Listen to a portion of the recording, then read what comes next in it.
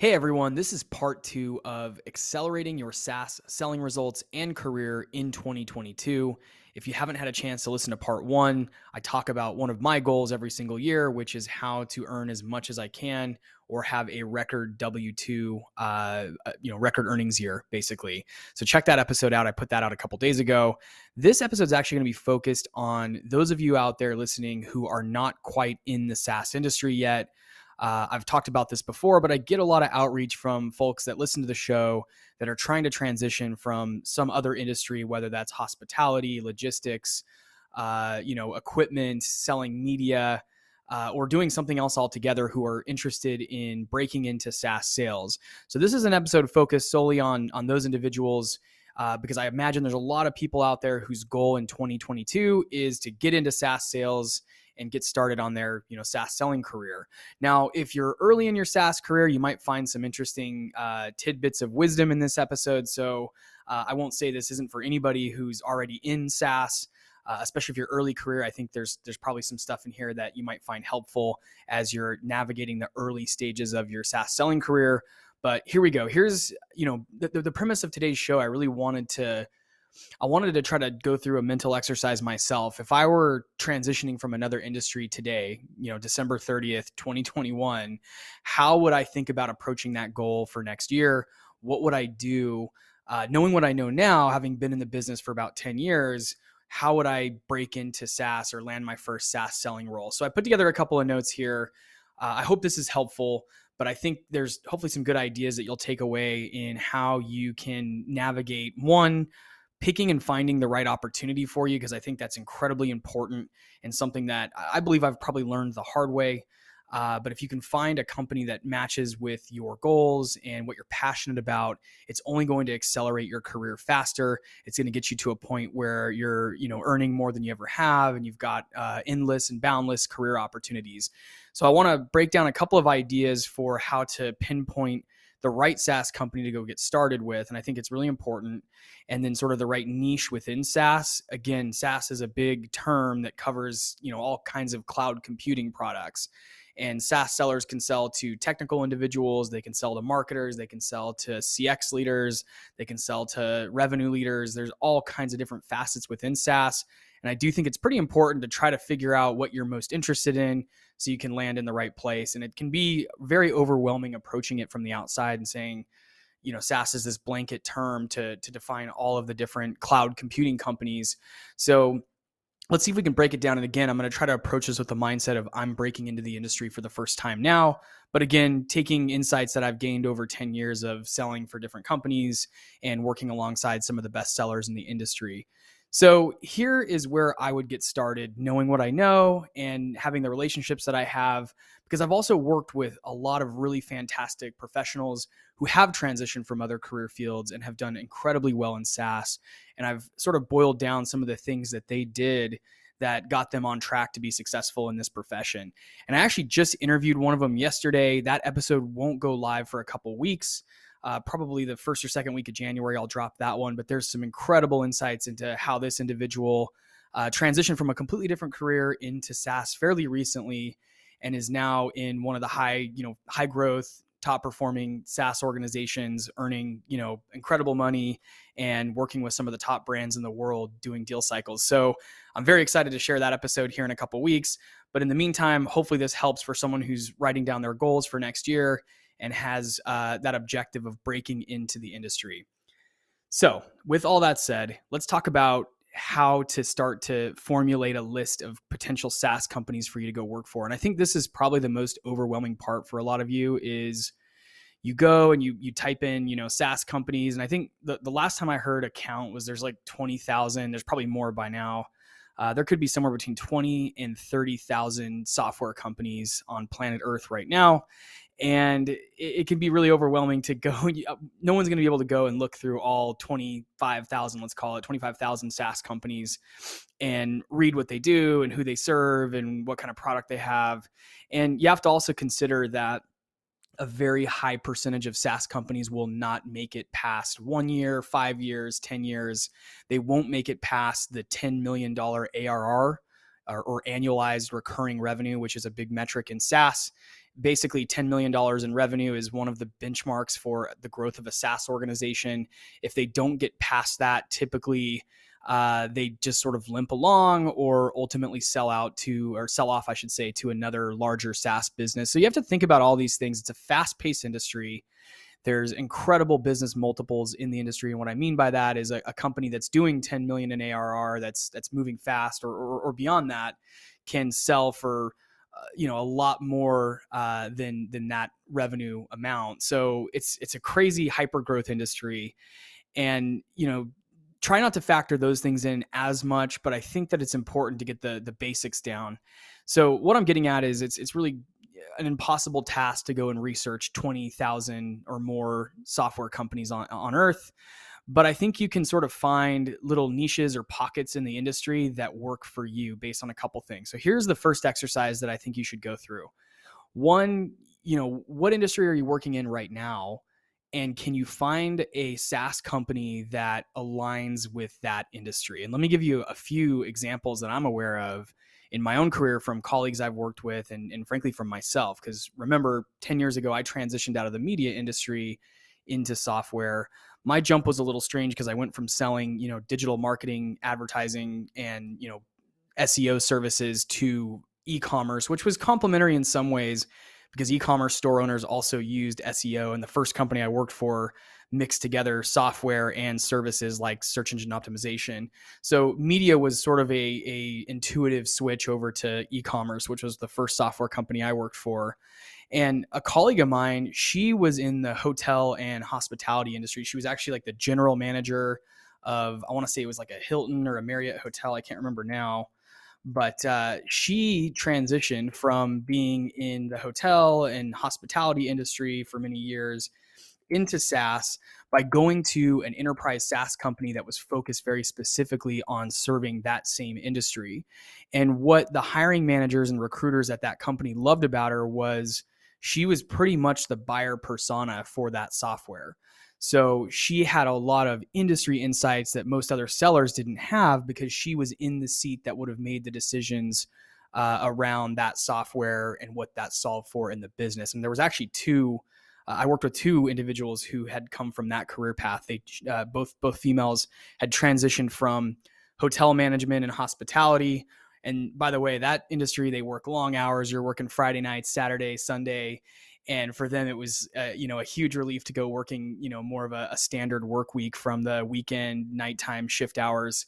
But they both used their insights from working in the hotel and travel and hospitality industry, and they moved that into a software business that was focused on that category.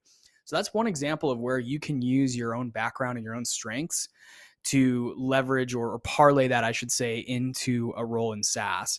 I know a lot of folks that came from media that have found SaaS companies that are focused on selling to marketers, and that's maybe a similar buyer persona as to what they were selling to in the media business. Or maybe it's a SaaS product that's designed for MarTech or marketing technology that, again, kind of solves some of the same problems. And that can make for a really easy transition if you go from selling media products to selling a software product that has media elements to it. That's one very easy transition. I'm trying to think of a few other ones. I've got, connections that came from industries like recruiting or headhunting, and that it has a lot of complementary skills because that's basically selling candidates on positions and it's selling companies on candidates. There's a lot of selling going on. There's a lot of prospecting. The episode that I'm going to be putting out in a couple of weeks actually focuses on someone who transitioned from being a recruiter to a SaaS rep. So that's a pretty easy one. You can really highlight your sales skills, your ability to understand how organizations need to hire and those kind of things. And maybe there's an HR SaaS platform out there or a recruiting SaaS platform. And there's lots of those out there that's complementary to your career as a recruiter. Now, I'm trying to think of a few other ones here just off the top of my head, but those are some of the examples that come to my mind. I've worked for people that came from the logistics category that went to a SaaS product that managed logistics. I know of retail executives who, managed a retail marketing organization or a digital retail establishment or something like that then went into SaaS and worked in a SaaS company that served retail executives. So keep that in mind. regardless of what profession you came from, you have unique business insights that you might be able to double down on and find a SaaS company that you are familiar with in the industry that you can then go and jump over to and serve professionals that are in your industry. So that's my, I think, first exercise. Now, if you don't have, a career track record in any of those industries yet, that's okay. You kind of have a clean slate, and you can then do exercise number 2, which I'll get to in just a second here. But yeah, exercise number 1 for the professionals out there who are already in an industry but want to transition from something into SaaS. Oh, another one, sorry, I'm thinking of here on the fly is financial services. I have a lot of colleagues that have come from banking or business finance, or even investment banking, hedge funds, all those industries. I think you really can leverage your experience working with clients and understanding financial products and parlay those into a role at a SaaS company that might be in the fintech space. And there's a lot of those also. There's a lot of companies that serve financial institutions with their SaaS. So start there. Think about what you've done so far, what you've accomplished in your career. And if you're looking to transition, go and put together a list of, 10, 15 companies that serve that category.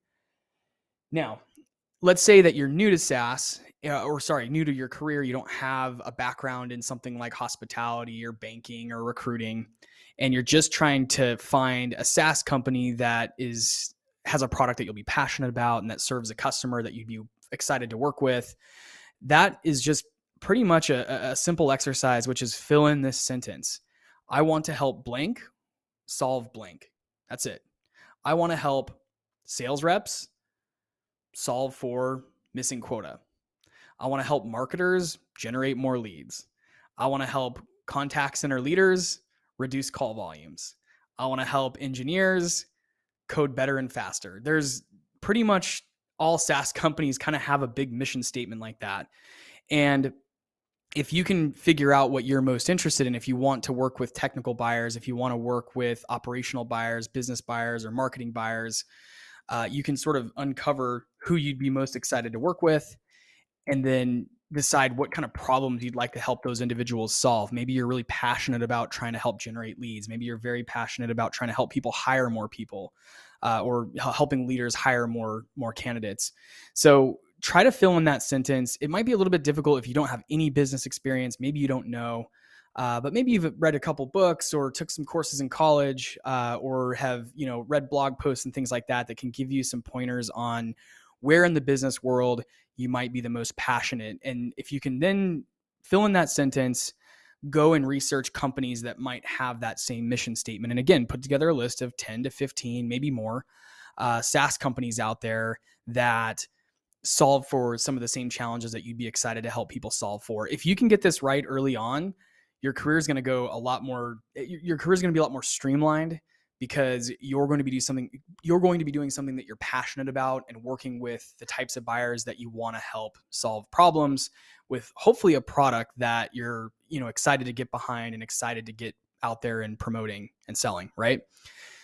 So those are a couple of ideas, a few others, and we get into this episode that I'm going to be launching here in a couple of weeks. There's a whole formula that my colleague used to pick out SaaS companies that are high performing. He used Forrester and Gartner, which are these third-party like research bodies that are typically used for like marketing and research purposes. A lot of buyers out there in the business world, when they're going to evaluate a vendor, will use Forrester or Gartner to make sure they're picking the right software or the right technology for their business.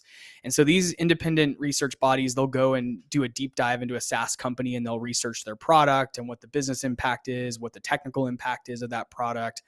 And then they put together these different white papers and research papers, but they also put together like lists of, so for example, let me give you a specific example of one, is the Gartner Magic Quadrant, which is, if I remember right, it's Gartner puts out, different categories for business. And maybe those categories are like marketing or customer service or operations or something like that. And they'll list who the top performing SaaS vendors are in those categories on this sort of quadrant. And I'm trying to remember off the top of my head what the quadrant represents, but it has, kind of rankings and shows where each SaaS company falls into that industry. So these might be some helpful guides or resources for you as you're trying to find winning SaaS companies or companies that are growing. I mentioned earlier in the episode that of the 20 or 30,000 SaaS companies out there, not all of those are going to make it. Not all of them are going to make it past 10 million in annual revenues. And many of those might get purchased or sold off or may go under, frankly, because it is a fast-paced business. It's a high risk. It's a riskier business. I shouldn't call it a high-risk business. I don't believe it's that, but I think it is a riskier business than some more traditional industries because of how fast-paced it is and because of the culture of raising capital from venture capitalists. So you might want to, go and do some research on top SaaS companies based on how much money they've raised, top companies based on the category that they're in. And, Gartner and Forrester are good places to take a look at rankings and the Magic Quadrant and they have a list called Cool Vendors. I think it's Gartner that does that. Forrester has things like the total economic impact, which might be really interesting to go research. This is all really heavy and dense stuff, by the way, guys. It may not be the most exciting read of the year, but I think it's really important if you're trying to make sure you land in the right SaaS company that you go and do the base level research and you spend time really focusing on where you want to go work. And in the episode that I just recorded with this guest, I'm not going to say his name yet until we launch the episode. We talked about approaching your SaaS career like an investor would. An investor is going to take a look at all kinds of different companies that are potentials for the portfolio, and they're going to go pretty deep in their research to find which ones are potentially going to be the highest performing. And I think that's one mentality that you can take into your search is, if I were an investor going to invest in this SaaS company, which one would I invest in? And in this case, your investment is your career and your time, and those are incredibly, valuable and scarce resources. So that's okay. Hopefully that's helping. And again, I'm rambling on a little bit here, but hopefully this is, valuable and helpful to those out there who are just trying to find a place to get started as they go out approaching their search for the right SaaS company. So we've talked about leveraging your own background and the industry that you're currently in. We've talked about learning what you're passionate about, who do you want to help with what problems. Defining that is going to help you narrow down which SaaS companies are going to be the best fit for you. And then approaching it like an investor and going and using third-party research companies to understand who the top performing SaaS vendors are in each category. And then you can kind of narrow down your list a little bit further. One other thing that I think will be helpful is LinkedIn is going to be your best friend. And if you have the means, you may even want to sign up for like a LinkedIn Sales Navigator account so that you can go and build some lists in Sales Navigator. And I've done episodes on this before, and reach out to me if I can be helpful as you use Sales Navigator if you haven't used it before. But you can actually go in and save accounts, which are companies that are in LinkedIn. So you could go build a list of, 10, 15, 20, 30 SaaS companies that are of interest and save those in LinkedIn. And then you can go look at who works at those companies and save the decision makers at those companies. So maybe that's the founders, the CEO, the COO, and then, of course, the chief revenue officer, VP of sales. And you can start to get a look at who works for those companies. You can also go down and save a bunch of the sales reps in those companies or the SDRs in those companies and see what kind of people work there and what their backgrounds are. And, you're just going in kind of doing research on who's there, what they're doing, where they come from, what kind of industries they come from. And you can even go and send them a note on LinkedIn or make a connection, send them a connection request. In many cases, I would recommend going right to the top. Who's hiring for sales? Well, the vice president of sales is likely the person responsible for setting the hiring goals and making the final decisions on new hires for a lot of these SaaS companies. So maybe it's worthwhile to send that person a note on LinkedIn or to find their email address and send them a personalized email telling them what contribution you're going to make to their SaaS company. And that's really the job. So if you can do this as part of your candidacy, it'll make it really easy to get a foot in the door. If you can go and write the vice president of sales or the chief revenue officer or the director of sales and say, look, I'm coming from X industry, or, hey, maybe I'm new to my career, but I want to find a place where I can prove myself. Here's some skill sets that I can bring to the table. Maybe you've worked in a call center before. Maybe you know a little bit of code. Maybe you've, done outbound sales before or door-to-door sales or something like that. Just find your strengths, package those up in a way that's concise and easy to understand, and get those in front of those decision makers. Use LinkedIn to do it. And you can do a lot of research on LinkedIn on specific companies and specific individuals who work for those companies and make decisions for those companies. It's harder now, a little bit harder now with the pandemic to do sort of networking. I used to go to in-person events in Austin to go and meet, decision makers and leaders for some of the hot tech companies. It's a bit harder to do that now with the pandemic, but you can invite people to jump on a Zoom with you. You can, get people on the phone. You can network within LinkedIn and other communities and do private Zoom conferences and things like that. Virtual coffee meetings is one idea. And then finding leaders with diverse backgrounds. So one of the exercises that I would probably do if I were starting over would be to go and try to find sales leaders who are leading SaaS sales organizations that have unique backgrounds or maybe similar backgrounds to mine. So you could probably find someone who's sold something similar, who transitioned into SaaS from another category or another industry. Go and see if you can pinpoint who those individuals are and then reach out to them and make that connection. Call that out to them. Hey, look, I noticed you also came from investment banking. I'm trying to transition out of investment banking into SaaS. Hey, looks like you were also a realtor. I'm a realtor and I want to sell software now. How can how can we get connected for a virtual coffee? So it's essentially doing the job of being a SaaS seller first. And this exercise is going to get you conversations. It's going to help you start networking. And I think it's really going to help you narrow down your search for the right SaaS partnership, SaaS company to work for. Let's see, just looking down my notes here to see if there's anything else. I think it's always good if you're breaking into the software industry from either another industry or, you're kind of new in your career, to go and get a little bit technical. Read a couple of technical blogs, watch some videos on YouTube. If you can, go take a course on agile software methodology. I think that's probably the most prevalent that you'll find, and the one that bleeds the most into the sales organizations of these SaaS companies. So understanding Scrum and agile software development methodology, I think, will help you have some technical context. And if you're sort of lacking confidence in that area, or you feel like that's where the biggest gap is in your skill set, and a lot of people will say that, I don't believe it's true. I think anyone can learn the technical concepts of SaaS pretty quickly. But if you want to just sort of beef that portion of your CV up a little bit, go and watch some videos on software development languages. Go learn a little bit about Amazon Web Services. Go learn what an API is. These are just some ideas here, but agile methodology is really important in software development. So if you can go watch a couple of YouTube videos or take a quick, was it Lynda course or Pluralsight, I think, does courses. There's a bunch of course platforms out there that you can go take either paid or free courses on things like agile or, developing APIs or, software languages and things like that. So I know early in my career, I took some night classes in programming languages and software development and website development and those kind of things. And it's paid off for me because I've been able to feel a little bit more confident that I can hold my own in the tech conversations, but I'm more passionate about the business and revenue side of the software industry. Let's see what else. I think that's it. Really, that would be my best advice, is those things here. And be persistent. You're not going to get a yes every time. Be bold, because software revenue leaders in SaaS, they love boldness and action and standing out and being unique and different. So whatever that means to you, maybe that's sending a personalized letter, a personalized gift. Maybe it's recording a video of yourself presenting something and sending it to a revenue leader, showcasing how you're going to add value to their institution.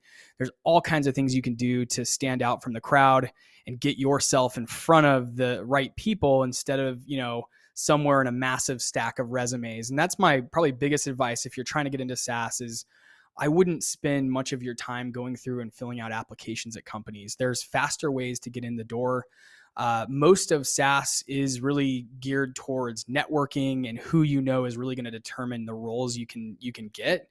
And so the more you can get yourself embedded in the industry and networking with people who are players in the industry, the faster you're going to be able to get to that dream SaaS role. So going and filling out applications on a company's website typically isn't the most effective way to get in the door. I'm not saying you should never do that. I think, if you've got some time, go knock out a couple of applications, but I would focus on just reaching out directly to the decision makers on LinkedIn and get creative. Make a video walking through exactly how you would hit quota in your new role. how you would help your buyers solve problems and those kind of things. And I'm almost out of time here, but one thing that I'm going to cover here in a future episode and likely do a course on is how I put together a 90-day action plan that I then put in front of hiring managers that helps sort of showcase what I've accomplished so far and what I'm capable of accomplishing. So that's what I got for you today. Until next time, and Happy New Year. Thanks for listening.